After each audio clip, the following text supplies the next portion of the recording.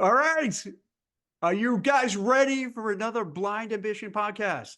So today we're going to talk about, is Google fucked? Now, can I say that, Christine? I don't. I don't know. Is Google effed? Is Google going away? I don't know if you guys have been paying close attention, but the DOJ, Department of Justice, dun dun dun, sounds like super serious, doesn't it? Which is very different than Doge. This is a different kind of thing. Department of Justice, these are all like, I don't know, FBI guys and CIA and all these, regulatory people. So they deemed that Google has a monopoly on search and advertisers and the internet and all that. And they finally are saying, hey, this is not cool and you can't do it. And we're gonna tell you to break up Google and separate the Chrome business and maybe some other things to try to make it fair. Now, I got to tell you, I'm probably really super naive because until I started looking into it before this podcast, I knew Google had such a hold on the internet, but I didn't realize they like own the internet. It's like them. And from my understanding, and I don't want to get sued, so like I'm just saying my understanding. I'm not saying this is exactly fact, but it seems other platforms like Firefox, Opera, uh, there's some other, not big names. Well, one big name is Safari, that Google actually pays billions and billions of dollars to these networks to, I think, in my opinion, why they're doing that is to show, oh, we're not a monopoly. Look, you have Bing. Bing is so awesome, isn't it? Everyone uses Bing, or everyone uses Oprah. Is that how you pronounce it? Is Oprah, Opera, whatever that exactly? It's like, what is it? Or Firefox? Like, who uses Firefox? But they underwrite them, so like everything is done by Google, and it makes sense to me to say, wait a minute, tech is awesome, tech is great, a lot of wonderful things from tech, but at the same time, if you have so much leverage, that doesn't seem fair because then you can't compete because they could say whatever they want to say, do whatever they want to do, and just control the narrative. And I think coming into this, new environment, a new political, administration and regime, it's the vibe is like, hey, we don't want to be censored. We don't want tech to be in control of our lives. We want our own privacy. So it's going to be really interesting. And then you throw in Elon Musk and others, and this could be an awesome show to see how this all plays out. So what do you think, Chris? Did you look into like what's going on with this whole trying to, just break up Google? Yeah, and you're exactly right when you talked about the agreements that they have with Apple and Samsung. That's why, in addition to divesting the Chrome browser, they also Mhm. want Google to stop, like, do away with these third party agreements with Apple and Samsung, and they also want to like divest its Android mobile operating system, which will be interesting. A lot of people think that, like, the experts say that it likely won't happen, that they'll divest the Chrome browser, but that it's just a negotiation tactic for them to agree to like the lesser things, like doing away with these agreements that you had talked about, which make them practically own the internet. I think the words that the Yeah. DOJ used was they're the gateway to the internet. Yeah. I, you know, I see two different ways it could play out. One could be like what you're saying is that, you know, because these things go through like court, they go through the legal system and it could take years and years. And Google has so much freaking money. They could go on forever, you know what I mean, to fight these things and go on. So it could be there'll be like token things that say, oh, yes, we won't do this, we won't do that. And it's like really not meaningful, but everyone pretends it was a win. The lawyers for the DOJ think it's a win, Google will say it's a win, but they really didn't do anything. meaningful. Or, or in this new environment where, Elon Musk becomes a wild card. And I don't want to come across like I'm a, Elon Musk bootlicker kind of guy, but you got to admit, somehow he's insinuating himself with a lot of different things, particularly with the new administration. And this is not politics. This is just what it is, right? So he's getting very involved. He owns X. His ambitions, what he said, is to make not to make X bigger and bolder and like really be the almost the gateway to the internet and everything else, and even banking and other things. So he has a vested interest, and he's pretty, as everyone has seen, he's become very tight with Trump. So there could be, and Trump, by the way, if I understand correctly, Chris, Trump initiated his DOJ to go after Google when he was the president. So like if he was doing it back then, this might be, him saying, hey, you guys screwed me over with tech and the internet and kicking me off different platforms. I'm going to make sure this doesn't happen again. So maybe they would split it off. Yeah, in 2020, it was Trump's DOJ Right. that filed this landmark case against Google, and they've had an interesting relationship since. Mhm. During like the election cycle, I think Trump had posted on Truth Social, he said, Google is crooked, election interference machine, totally illegal. They will pay a big price for what they're doing. And then even Elon Musk kind of echoed that. Um, Google had alleged bias in its search results because apparently when people were Googling Trump, they would get Harris results. But then when you Google Harris, you don't get Trump results. But since then, Sundar Pichai has been trying to curry favor with the Trump administration. When Trump had said that there's not enough good stories about him, Pichai told him, like, no, you're the number one person on all We love you. Google You're the best. stories. And then when he did like the whole Yeah. McDonald's thing, Yeah. apparently Pichai had called him up and praised him on it and told him it was the biggest event they've had on Google search results. And then it's not hard to win Trump over with compliments. So then he kind of turned like his opinion on Sundar Pichai, and on Joe Rogan's podcast called him a great guy. So that is interesting. But then to go back to what you were saying with Elon Musk, he's definitely this unknown thing, and we don't know in what way he'll influence like the tech market as far as under the Trump administration, because the information actually reported this week that when Sundar Pichai called Trump to congratulate him, Elon was on the line to Sundar's surprise. And now, if I was him, I would be a little unsettled about that because Musk companies also directly compete with Google in AI, self-driving cars, and social platforms like X and YouTube. So we've heard about, Musk being on calls with like foreign leaders, but then this is the first time we've heard about him being on a call with like a big tech CEO. So it begs the question, like, how much influence will he have when it comes to like his own competitors?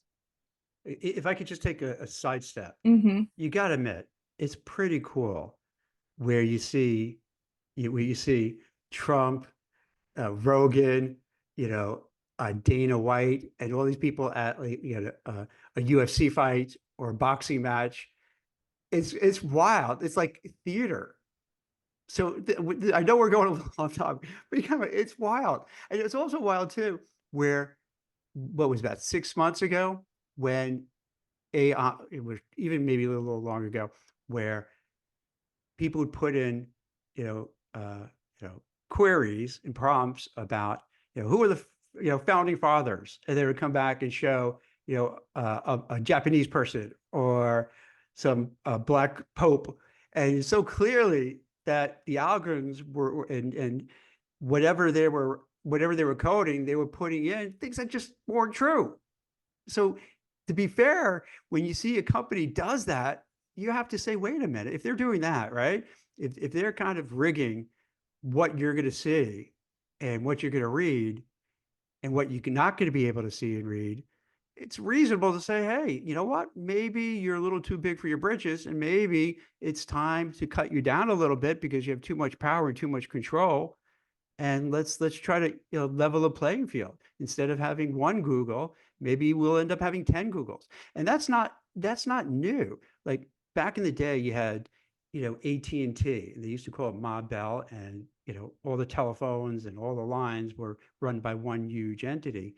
But then there were suits about um, monopolies, just like we're talking about now with Google, about monopolistic kind of structures, and they ended up spinning off different, in New York and whatever, San Francisco, whatever it may be. I'm not being accurate about like the places they're going to, but you understand what I'm talking about. That they broke it off into separate entities, and these separate entities thrived and doing well. So in a way, if even if they say Google be broken up and they you know have to get rid of Chrome, sometimes from an investor perspective, it unleashes a lot of more money and they could do different things. So that could be an option too, where Google might even say, we'll still have an interest in the part that we're spinning it off. We might not own them 100%, but we may have some ownership stake, and they'll profit from their core business and all their ancillary businesses like the driverless cars, and and this way they're not going to be deemed as monopoly, but they still have their fingers in the pie of a bunch of things. It's actually quite ironic because the same thing happened to Microsoft Mm-hmm. around 2001, 2002. And it was because of that settlement Mm-hmm. that it opened the door to like broader competition in the internet browser market, which created Yeah. an opportunity for Google to begin its own meteoric rise. So yeah, I thought it was kind of ironic that they kind of got to like their ascendancy because the same thing happened to Microsoft and it opened the door for Google themselves. So in that aspect, it's kind of it could be exciting because Google was such a big thing. So then let's say if they do this to Google, what kind of innovation can we see now that like competitors would have the chance to grow as well? See, that's a brilliant point, because if you have a monopoly, you control everything. Like, and we've reported on this in Forbes a lot, where it seemed pretty obvious that for software engineers, software developers, they make at Google so cushy that they don't want to leave and make a startup of their own. They want to keep them in house. So they make their lives so nice and they pay them so well that they keep it there. So you don't, to your point, Chris, so Mhm. that it stifles new technologies, because if you're making 500,000 plus a year, plus bonuses, plus this, plus that, and you have food catered for you, and you're not really killing yourself, am I going to go and start a startup and I have two young kids? Maybe I'll just stay where they are. So they're not, you can't say Google people are dumb. They're brilliant. They're smart. They're conniving in a way. So they keep these people, you know, I don't want to say shackled, but golden handcuffs. And then it's if you break these companies up, and here's another thing too, just another little tangent. I wonder why, like, now the DOJ is going after him, but now for the first time you do see big competitors, OpenAI, Perplexity, Claude. There's so many other types of ways now that AI have a platform that you don't have to Google, and you can go to these platforms and get good results. Sometimes even, for me personally, sometimes even better results. So that could be really, so that's kind of, so what do you think of that? Because that seems surprising Does that, Google own, do they have stake in Perplexity? I don't know, but you know what? I wouldn't be surprised, because like when they raise money through like, venture capital and different rounds, Mhm. like it's incestuous. You know what I mean? Everyone has their fingers in the pie. If you ever notice that, like with Sam Altman, like you'll find out, oh, he owns a stake in this. Oh, he owns a stake in this. So yeah, I don't know. I don't know, but I wouldn't be surprised. Yeah. And then before you had mentioned like them possibly having minority stake in Mhm. the company that's spun off, but even the DOJ is trying to eliminate that for like the next 10 years where they can't like Mhm. acquire, do minority Yeah. investment or partnerships. So yeah, it is, they are being like very aggressive. People are saying like this is the most aggressive approach that the DOJ has taken to like a big tech company. I'm still like, why now? Like, why all of a sudden do you think it just became? Because this has been going on for years, right? Like, this is not as if it happened yesterday. This, what, Yeah. yeah, like, do you have any inclination? Because I don't like all of a sudden now it's real. Like, is there something we don't know about? Is there something like deep state, stuff that they feel like the deep state feels that they're threatened because the big tech companies are too big and they have too much control. And meanwhile, the FBI, CIA, all the three-letter entities, they want to control everything. Hmm. I think it started with like Trump not like I know he had grudges Mm-hmm. against like Meta or Mm-hmm. Facebook at the time, and then Google, and then the Biden administration's known for just being tougher with like regulation and stuff. So I think it was just like a natural progression from that. And then even though now it seems like old news with like AI, it was initiated in 2020, and Kent Walker, who's the vice president of I think public affairs at Google, he had said like their decision will chill. He used chill our investment in artificial intelligence in like his corporate blog post that he wrote. So he said this will actually dampen like their investments in Google AI, which he says is the most important innovation of our time. So that will be interesting to see. It will like God forbid this did go through, what that would mean for artificial intelligence as well. But what, I'm not sure if I follow that because it almost like they're crying wolf, like, oh, what's going to happen to poor us? We're not going to make trillions of dollars I in this think thing.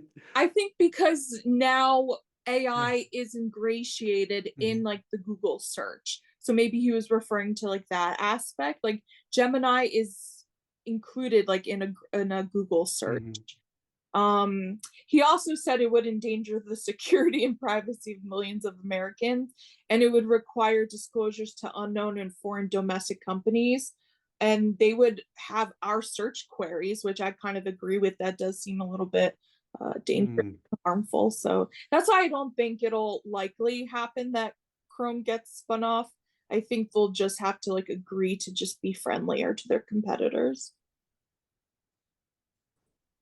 The more like I digged into it, and obviously you've done a lot of research into it, it has to be hard to change it. Like if you're in control, in this case for Google, for so many years and have so much power and so much money and so much influence, and they probably, allegedly, buy out all these congressmen, senators to be on their side, and all these lobbyists. It's gonna be a hard fight, because they don't want to lose their power. But on the other side, like you were talking about, with Mhm. Trump, concerned about like what it would mean for him in terms of, the internet, and with Elon Musk, they have some power too. So this could be a big brawl.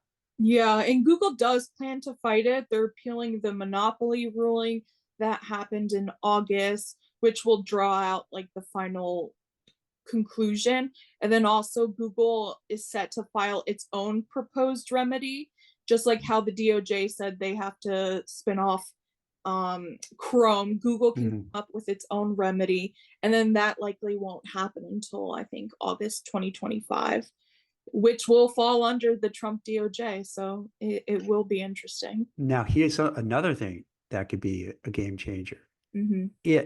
Let's say there's a lot of momentum, with trying to dismantle Google or break it up, Mm-hmm. and not be a monopoly.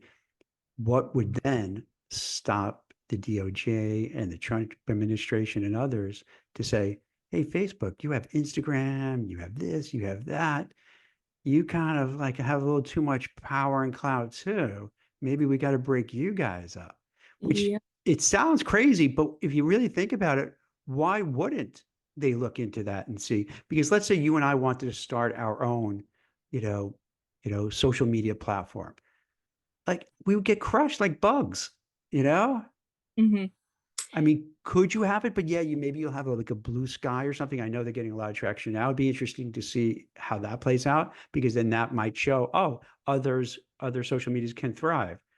Um, I think that's also why Mark Zuckerberg during this election cycle was very quiet and didn't make an endorsement. And then also Jeff Bezos, because then they could turn around and say the same thing about Amazon. There's been a lot of conversation about breaking up Amazon, and yes. he pulled that Washington Post endorsement and definitely has been trying to curry favor too. So they know what they're doing and they're very It, strategic about it. yeah, it wouldn't be surprising, especially if the DOJ wins, right? Mm-hmm. And what happens, to give you some insights from, you know, recruiting, what I've seen is like you get this turnstile thing that happens is you get, let's say, a regulator, and it could be the DOJ, it could be the SEC, it could be, pharmaceutical, whatever it is. And what ends up happening a lot of times, the people in these jobs, even in the private sector, they get paid well, but not like lavish. So what ends up happening, these regulators will then go to a Facebook, they'll go to a Google, they'll go to an Apple, they'll go to whatever, whatever, and then they get paid gobs of money because now they know all the information over there. So it's going to be interesting to see how also that's going to play out, because you have this, you can have a group of people, all these lobbyists, everybody who's going to want, they're watching out for themselves. And then for employees as well, I think a big draw is working at a prestigious company Mm-hmm. like Google or Meta. So if they get spun out, you're like, well, prestige isn't here anymore. So then I feel like those Mm-hmm. people would leave in droves as well. Yeah. Well, also, if they do break it up and splinter it up, maybe they can get a higher level role, get more, you know, view, people see you more, more, you have more pull. Because if you place like Google with like, I don't know, what do you have? 1 billion people working there, something crazy like that. So maybe with if it's a smaller entity, maybe you get more responsibilities. Um, a lot of things will change up. It's interesting to see how it's play out. So imagine if the dominoes come down, and then you have like, Google, Chrome is put, on its own. Facebook maybe breaks up, Instagram takes that away, and so forth.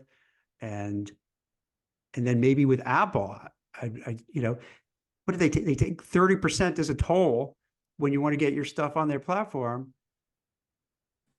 And that seems like a monopoly too. I think the BBC was just writing about that, saying, hey, what about Apple?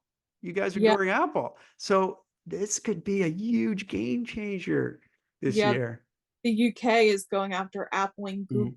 and them like a duopoly on like the mobile ecosystem and stuff. So yeah, no one's safe during this. As someone who may think about the stock part of things, oftentimes when you have a spinoff, you get, let's say you own Google stock.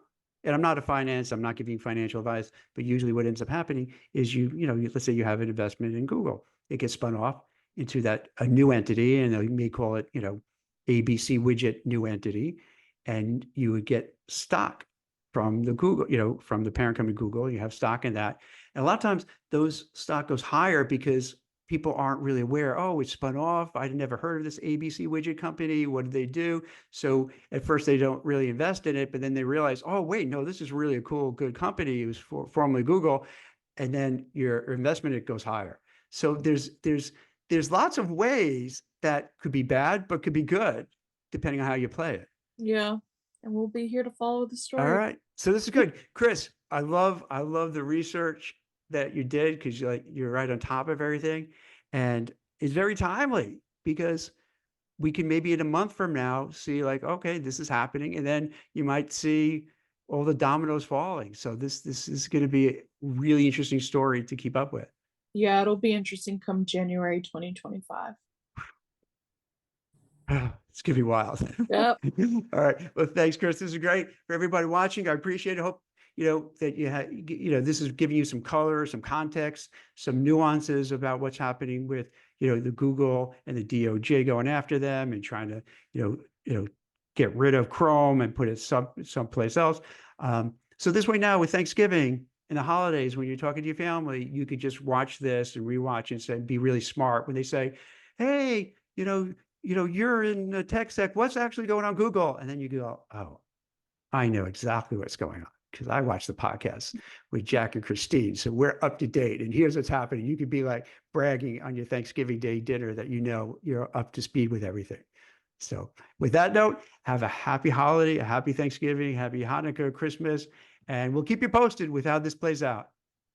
Bye. Thanks.